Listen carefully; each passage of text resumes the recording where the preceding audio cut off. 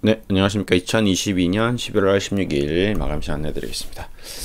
네, 금일 시장은 강보합권으로 마무리되었습니다. 네, 어제 미 증시가 좀 반등을 했는데, 원달러 환율도 좀 상승을 하고, 홍콩 지수도 최근에 이제 가파른 기술적 반등을 이제 마무리하면서 차익 실현 매물들이 좀 쏟아져 나왔습니다. 네, 시장은 계속 상승 하락 반복하겠죠. 예. 그런 와중에 오늘 이제 셀트리온 관련주들이, 그룹주들이, 그리고 바이오 관련주들이 좀 조정을 받았습니다. 오랜만에 셀트리온 얘기 한번 하겠습니다. 그동안 특별한 가격 점프 변화가 없어가지고요, 별로 얘기를 안 다뤘었는데, 오늘은 한번 장대 음봉이 하나 떨어지는 상황이라서 한번 얘기를 좀 하겠습니다. 자, 이제 어느 정도 실적 발표가 마무리였습니다. 3분기 실적 10월까지 1, 2, 3, 4, 5, 6, 7, 8, 9월까지 나왔던 실적을 11월에 정산하고 이제 11월 달에 발표를 했죠. 이제 남은 거는 10, 11, 12 이제 연간 결산이 나올 겁니다. 내년 2월 중순 또 발표하겠죠. 네, 계속 실적 발표하고 주가 움직이고 기대감으로도 움직이는 경우가 있고, 약간 실망으로 주가가 하락하기도 합니다. 자, 오늘 지금 일련의 현상들은 약간 베타콤플리 현상일 가능성이 좀 있다라는 얘기를 우선 좀 드리고 싶네요. 자, 무슨 말이냐? 주가가 이제 13만 원을 찍고 기술적 반등이 나왔습니다. 21만 원까지. 예. 분식이니 루머니 이런 것들이 다 잠재워지고 기술적 반등이 나왔습니다. 그러고 나서 조정을 받았죠. 이때 하나 좀 약간 특이했던 게 이제 블락딜 이슈가 있었죠. 그 전에. 그래서 블락딜을 받고 이제 망가지고 반등이 나오고, 그래서 이제 요거 얘기 드리면서 제가 카카오뱅크를 좀 얘기 드렸습니다. 카카오뱅크도 블락딜을 받고 급락 나오고 기술적 반등 한 80%가 나왔습니다. 블락딜 물량이 여기 물량이거든요. 여기서 물량이 블락딜이 나오고, 그리고 완전히 쏟아졌거든요. 그리고 다시 이제 기술적 반등이 나왔습니다. 이제 요거 현상을 저도 좀 체크를 해서 카카오뱅크를 좀 매매를 했었는데, 그러고 나서도 엄청난 폭락이 있었죠. 그리고 거의 수직 상승했는데요.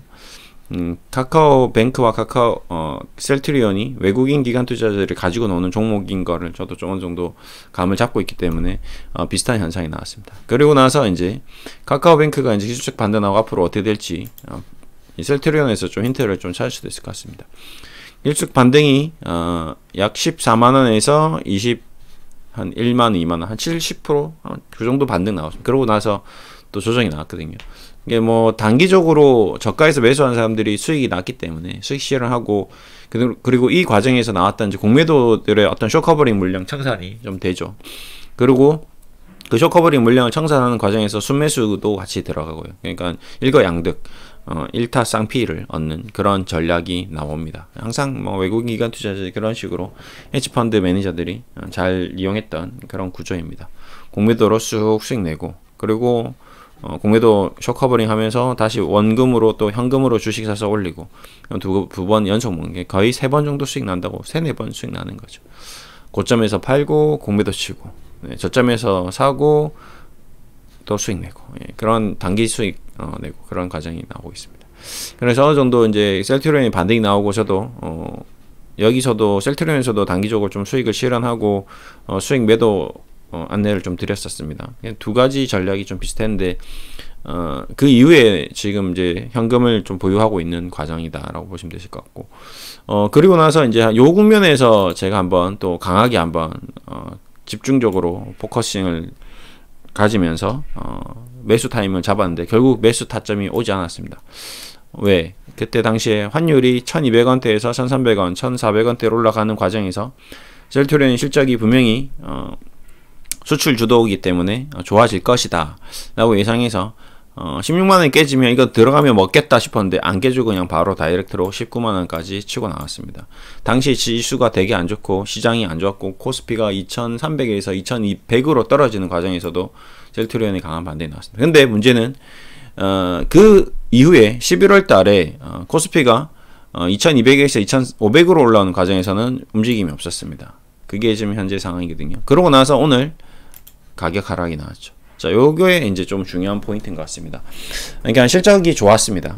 예상대로 좋았고요. 네. 그리고 셀트리온 헬스케어는 예상치보다 조금 못 미쳤습니다. 예. 그런데 문제는 가야 할 자리에서 이제 안 움직였고 시장이 조금 흔들리고 그냥 강보합권 정도 유지되는데 음봉이 나왔다는 거거든요. 그리고 오늘 수급으로 보더라도 외국인 기관 동반 순매도가 나왔습니다. 셀트리온 헬스케어도 마찬가지 외국인 기관 동반 매도, 그 다음에 공매도도 셀트리온, 네. 공매도도 뭐 크게 나오진 않았네요. 셀트리온 헬스케어, 헬스케어는 뭐 늘 이제 코스닥 쪽이니까 좀 더 공매도가 많이 나오는 것 같습니다. 제약도 좀 분위기가 좀 안 좋은 것 같고요. 실적은 뭐 사상 최대치라고 하지만 실적으로 이제 이 세 기업이 가지고 있는 멀티표를 보면 이제 조금 이제 달라질 수가 있는 거죠. 지금 제가 여기도 쭉 나와 있는데 EV, EBITDA, PER, 영업이익 이런 걸 보면 셀트리온이 28배, 뭐 셀트리온 헬스케어 62배, 셀트리온 제약이 74배. 이게 작년 기준입니다. 근데 현재 올해 예상 PER하고 EV, EBITDA 내년까지 이제 예상되는 실적으로 보더라도 그렇게 뭔가 저평가되어 있다라고 좀 보기는 힘들죠. 보시면 PER도 40배에서 30배, 30배 이제 좀 떨어지고 있지만 실적 규모의 크기가 한 10%에서 20% 내외에서 움직이고 있습니다. 뭐 이거 여기도 보시다시피 7,500억, 7,700억, 9,000억 1조 영업이익이 셀트리온 헬스케어 2,000억, 2,700억, 3,400억, 4,000억.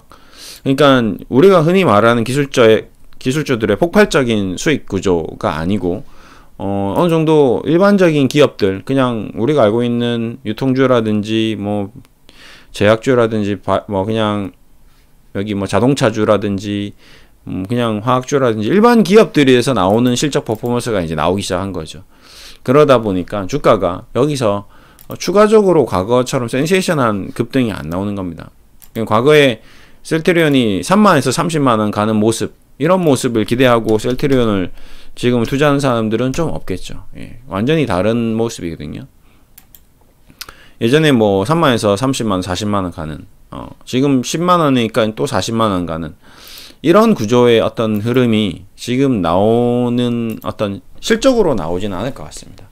그렇죠? 우선은 여러분들이 지금 팩트상으로 보다시피 재무적으로 보다시피 뭔가 이 기업들이 가지고 있는 현재 시가총액이 35조, 37조, 38조 정도에 육박하고 있는데 38조짜리 회사의 어떤 영업이익이 뭐 1조, 2조 그러면 지금 우리나라가 외국 기업들하고 멀티플을 비교했을 때 뭐 애플이라든지 아마존 같은 기업 그 다음에 뭐 메타라든지 기술주들을 비교했을 때 뭐 정도 수준인데 오히려 미국에 있는 바이오 기업 뭐 제약 섹터와 비교하면 멀티플이 굉장히 좀 높은 편입니다.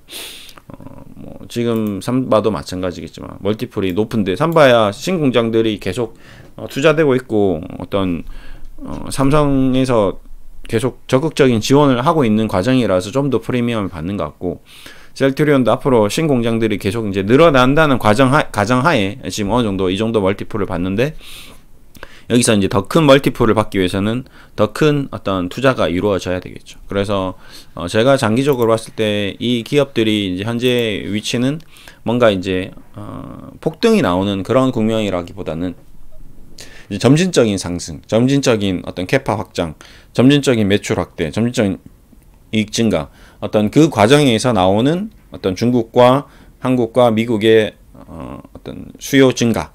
뭐 당연히 바이오 시뮬러 쪽에선 압도적인 어떤 기업이기 때문에 수익성이 이제 좀 더 좋아지겠죠. 램시마 SC의 어떤 폭발적인 성장, 뭐 이런 것들이 뭐 10% 20% 성장할 게 30-40%대로 성장해버리면 그때 이제 기대감이라는 게 생길 수가 있는 거거든요. 그러니까 제일 중요한 거는 현재 뭔가 이 기업들에게서 기대할 수 있는 기대치, 예를 들어서 10이다 20이다 근데 이 10에 20에서 넘어서는 그런 퍼포먼스가 나와줘야 되는데 현재 경기 상황이 그렇게 녹록진 않죠. 그렇기 때문에 기대치에 어느 정도 준하는 수준으로 지금 실적이 발표되었고 그 기대치에 준하다 보니까 여기서 이제 뭔가 화려한 모습이 안 나오니까 이제 수급적으로 매도 물량이 좀 나왔다라고 좀 보는 게 지금 현재 상황인 것 같습니다. 제 개인적인 해석이죠. 이거는 뭐 지극히 제가 시장을 오래 지켜보면서 느끼는 어떤 그런 뷰인 거고요. 뭐 이게 반드시 그렇게 된다라고는 볼 수는 없습니다. 뭐 앞으로 이제 애널리스트들의 보고서들이 계속 나오겠죠. 뭐 지금 최근에 나왔던 애널리스트들의 보고서만 보더라도 뭐 유플라이마나 뭐 각종 신약 바이오 시뮬러를 넘어서는 바이오 베터 쪽, 예, 그런 것들이 더 많이 나오면서 또 추가적인 상승을 기대할 수 있다라고 얘기가 나오고 있습니다. 여기도 보면 4분기 뭐 유플라이마 그래서 목표 주가가 25만 원 유지인데, 그러니까 뭐 주가가 40만 원일 때 100만 원 외치던 그런 이제 흐름은 좀 많이 사라진 게 사실인 거죠. 예, 현실적으로. 그리고 이제 앞으로 이제 고금리 시대입니다. 예, 최종적으로 현재 금리가 뭐 우리 은행 예금, 국민은행, 뭐 기업은행에서 5% 금리를 제공하고 있고요. 저축은행은 6%, 7% 이런 이제 고금리 상품이 나오다 보니까 1년을 이제 이 기업을 투자해서 얻는 기대 수익과 이제 예금 시장에서 나오는 기대 수익. 근데 문제는 주식 시장은 위험이라는 리스크가 있습니다. 은행이나 뭐 예금 같은 경우는 리스크가 없는 상태에서 수익을 가져다 주다 보니까 이 가치와 이 가치, 기회비용을 감안했을 때 어디가 더 효율적이냐, 어디에서 돈을 더 많이 벌 거냐, 그런 걸 자꾸 따지는 사람들이 더 이제 많아지는 거죠. 묻어두고 투자를 하는 사람들이 점점 줄어들고, 고객 예탁금이 줄어들고, 증권 예수금이 다 빠져나가고, 그런 자금들이 다 은행 쪽으로 돌아가다 보니까 기관이나 외국인들도 뭐 이 기업을 투자를 해서 더 높은 가격 30만원 40만원 우리가 모르는 X라는 어떤 개인 투자자들에게 이 주식을 다 떠넘게 되는데, 그 예비 수요, 대기 수요가 지금 현격히 사라지고 있다. 그리고 앞으로 2023년, 2024년, 내년, 내후년에 대한 경기 전망치가 경제 성장률이라든지 GDP 성장률이라든지 매크로 어떤 지표들이 전체적으로 좋은 신호들이 안 나오다 보니까 전체적으로 많이 위축되어 있는 상황인 것 같습니다. 지금 현재 뭐 부동산 PF 프로젝트 파이낸싱 쪽도 뭐 레고랜드 사태뿐만 아니라 흥국생명에서 롤오버도 안 하고 뭐 여러 가지 현상들이 계속 나오고 있습니다. 이런 모습들이 이제 앞으로 내년에 되면 어떻게 되느냐? 그러면 주식시장 전체적으로 분위기가 다운될 수 있는 거죠. 뭐 얼마 전에 있었던 코인 시장의 어떤 거래소 시장에서 파산 나오는 이런 현상들, 뭔가 이 굵직굵직한 사건들이 자꾸 일어나고 있는 게 좀 만만치 않다는 겁니다. 지금 2011년도에도 저축은행들이 파산을 하면서 전부 프로젝트 파이낸싱들이 다 망가지면서 무너졌었거든요. 그때도 한번 증시가 한번 휘청이었던 적이 있었는데, 리만 사태 이후에 우리나라 증시도 한번 휘청이었고, 그래서 지금 저번에도 한번 얘기 드렸지만 현재 주식시장의 어떤 그런 흐름이 약간 좀 녹록치 않다. 예. 그래서 지금 기술적 반등이 나왔으나 이 반등도 만만치가 않구나라는 게 좀 드는 생각이고요. 예, 여러분들도 아마 뭐 공감하시고 아마 비슷하게 생각을 할 거라고 저는 생각합니다. 그런 과정에서 이제 앞으로 어떤 전략으로 셀트리온을 투자해야 되냐 이제 고민을 많이 하시고 계실 것 같고, 과거에 이제 투자해 놓은 자금에 대한 고민도 걱정도 크실 것 같습니다. 우선 뭐 첫 번째로는 중장기적으로 뷰를 가지고 이제 투자를 하시는 분들은 주가가 좀 흔들리더라도 뭐 마이너스 뭐 여기서 뭐 플러스 마이너스 뭐 20만원에서 15만원 사이를 뭐 좀 횡보를 하더라도 가져가는 게 현명하겠죠. 예. 우선 기본적으로. 그리고 뭐 저번에도 늘 얘기 드리는 이제 본인이 보유한 주식을 이제 자녀 명의로 이렇게 가격이 쌀 때 좀 증여를 하는 것도 중간 조금씩 증여를 해놓으면 되는 거죠. 내가 뭐 셀트리온이 굉장히 많다, 난 장기적으로 올 거다 그러면 일부는 조금씩 증여를 하는 방법이 될 수 있고, 그리고 또 하나는 현금을 계속 확보하면서 나중에 이제 주가가 움직일 때 뭐 지금 무조건 사는 것도 도움이 될 수 있습니다. 뭐 계속 나는 월 매달 뭐 100만원씩 200만원씩 셀트리온 장기적으로 투자를 해서 볼 거야 라고 생각하시는 분도 뭐 그것도 틀린 답은 아닙니다. 정액 적립식 투자도 정확하게 15만원 될 때마다 사는 사람들보다 오히려 수익이 더 나을 수도 있죠. 왜 그러냐면 20만원, 25만원으로 바로 치고 나가버리면 15만원이 올 때마다 정액 적립식 투자하려고 계획들 세웠던 사람들은 주식을 한 주도 못 사는 우를 범할 수도 있거든요. 그래서 누가 더 맞다 틀리다는 아니고요. 네.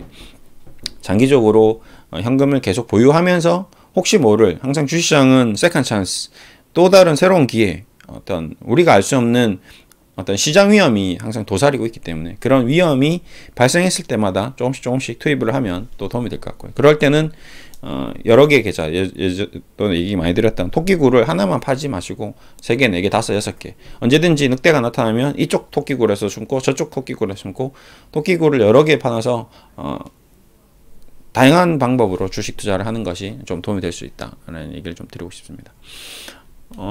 회사의 개별적인 전망은 그렇게 나쁘진 않습니다. 왜 그러냐면 업종 자체가 의료업종이고 경기 방어 성격을 가지고 있기 때문에 우리가 오래 살고 싶은 욕망은 경기가 좋든 나쁘든 계속 있거든요. 네. 그리고 건강해지고 싶은 욕망은 죽을 때까지 있는 거거든요. 죽기 직전까지. 내가 지금 몸이 아프거나 내가 노화되는 모습, 내 얼굴을 봤을 때 몸이 좀 안 좋아. 내 암에 걸릴 것 같아. 암 예방약 먹는 거는 경기가 나쁘다고 암 예방약 안 먹고 그러지 않거든요. 내가 암에 걸렸어. 경기가 안 좋으니까 저희 와이프가 이래서 친구의 와이프가 유방암에 걸렸습니다. 그럼 치료 안 할 거예요? 아니잖아요. 그러니까 기본적으로 수요는 계속 있기 때문에 매출이나 이익적인 측면에서는 그렇게 크게 걱정할 바는 아닌 것 같습니다. 네. 다만 이제 제가 우려하는 바는 세계 글로벌 경기와 우리나라 경기, 그 다음에 어떤 주식시장의 어떤 분위기, 금리에 따른 기회비용의 어떤 차, 이런 것들로 인해서 전반적으로 약간 침체되어 있는 상태다라는 얘기를 좀 드리고, 요걸 참고해서 아무래도 좀 더 싸게, 좀 더 많이 싸게 매수를 해서 반면 이제 경기는 살아나게 돼 있고요. 금리는 또 경기를 살리기 위해서 떨어뜨릴 수도 있고, 그 다음에 그런 과정에서 어떤 우리가 예상치 못했던 굉장히 큰 새로운 또 파도가 올 수 있는 거죠. 그럴 때 이제 크게 또 성과를 내면 되는 거니까. 시간이 3년이 걸리든 5년이 걸리든 10년이 걸리든 셀트리온으로 2배 수익이 나는 게 더 큰 수익이 될 수 있는 거거든요. 5% 10년 수익 나는 거랑 셀트리온을 5년 투자해서 100% 수익 나는 거랑 누가 더 이익이겠습니까? 그런 면에서는 장기적으로 주식 투자가 성공할 수 있는 거거든요. 예. 중간에 갑자기 테마가 붙어 있는 거거든요. 예. 그런 것들이 있기 때문에 너무 비관적으로만 생각하지 마시고 그냥 좀 냉정하게 현재의 국면을 좀 이해하고 앞으로에 대한 기대감은 좀 다소 낮추되 현실 감각 있게 잘 대응하는 것이 좋을 것 같다라는 얘기를 드리면서 오늘 마무리하겠습니다. 감사합니다.